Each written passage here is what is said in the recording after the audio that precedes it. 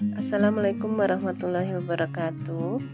Sahabat sehat, beberapa hari yang lalu kita pernah membahas tentang diabetes mellitus ya sahabat. Nah, kali ini kita akan membahas tentang komplikasinya. Kenapa kita bahas lebih dalam tentang diabetes mellitus ini? Karena banyak sekali penderita diabetes ini dan rata-rata belum memahami akan bahayanya jika penyakit diabetes mellitus ini tidak terkontrol.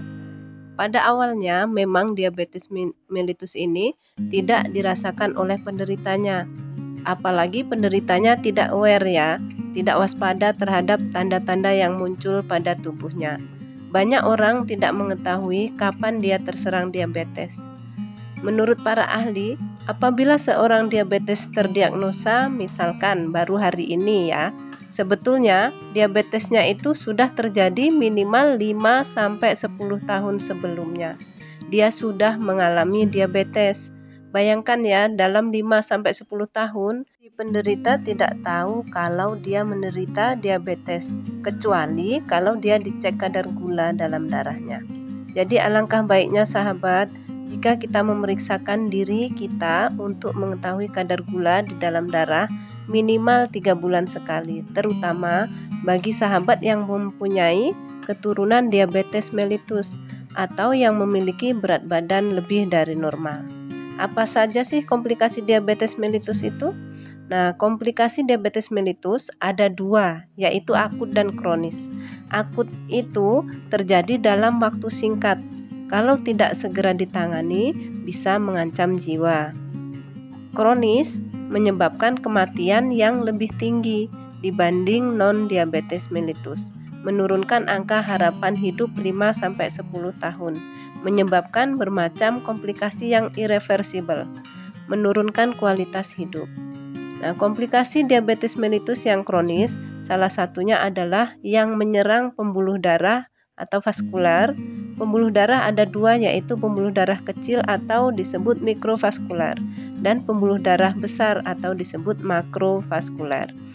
Makrovaskular apa saja? Yaitu yang sering ditakuti adalah penyakit jantung koroner atau penyakit pembuluh darah koroner pada jantung. Kemudian stroke, tapi bukan karena stroke perdarahan. Stroke karena penyumbatan di pembuluh darah otak yang disebut stroke iskemik namanya. Kemudian penyempitan pembuluh darah perifer atau penyakit arteri perifer yang akan menyebabkan luka atau ulkus pada anggota gerak bawah atau kaki. Makanya ada penderita diabetes mellitus yang timbul luka pada daerah kaki dan jika tidak segera ditangani akan cepat membusuk dan berakibat fatal. Selanjutnya, mikrovaskular atau pembuluh darah kecil bisa terjadi di daerah mata.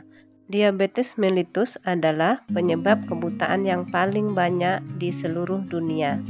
Kemudian ginjal.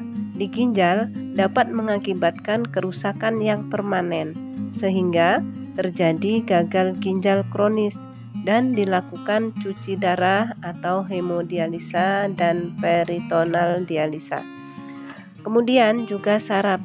Saraf ini adalah kelainan yang paling banyak terjadi, bisa ringan sampai berat, terasa baal, terasa tebal-tebal, terasa panas, terasa nyeri di kaki, disfungsi ereksi juga bisa terjadi. Komplikasi kronik diabetes mellitus ini tergantung pada lamanya menderita, kontrol gula darah, jenis diabetes mellitusnya, misalnya tipe 1 atau tipe 2.